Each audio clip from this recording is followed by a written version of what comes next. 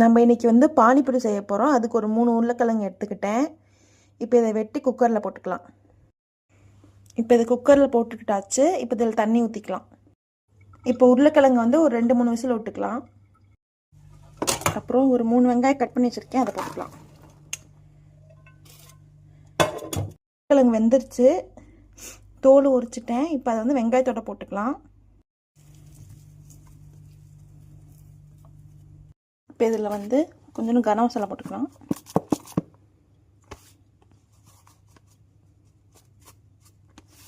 அதுக்கப்புறம் கொஞ்சம் மிளகா பொடி போட்டுக்கலாம். மிளகா பொடி போட்டாச்சு. கொஞ்சோண்டு கொத்தமல்லி போட்டுக்கலாம். அப்புறம் தேவையான அளவு உப்பு போட்டுக்கலாம். இப்போ இதை பிசைஞ்சுக்கலாம்.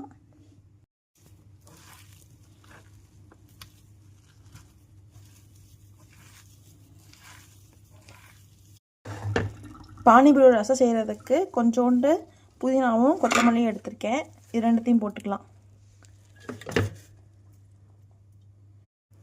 அதுக்கப்புறம் 4-5 பச்சை மிளகா போட்டுக்கலாம்.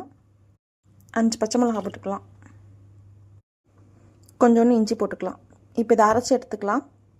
அவ்வளோ, இப்போ அரைச்சி எடுத்தாச்சு. இதை ஊற்றிக்கலாம். கொஞ்சோண்டு புளி ஊற வச்சுக்கலாம். இப்போ இதை கொஞ்சம் சுடு தண்ணி ஊற்றிக்கலாம்.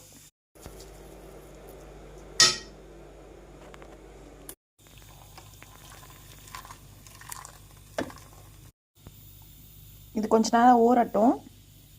புளியை கரைச்சிட்டேன், இதில் ஊற்றிக்கலாம். இப்போ இதில் தண்ணி ஊற்றிக்கலாம். கொஞ்சோண்டு லெமன் போட்டுக்கலாம்.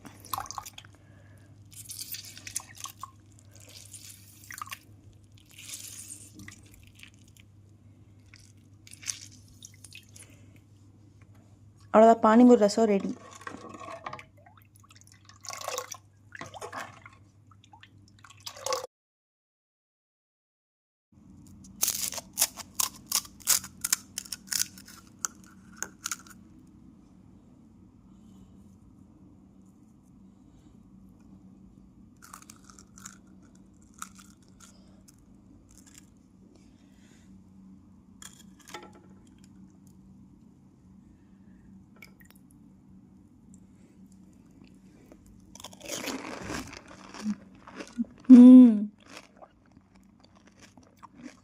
சூப்பராக இருக்குது.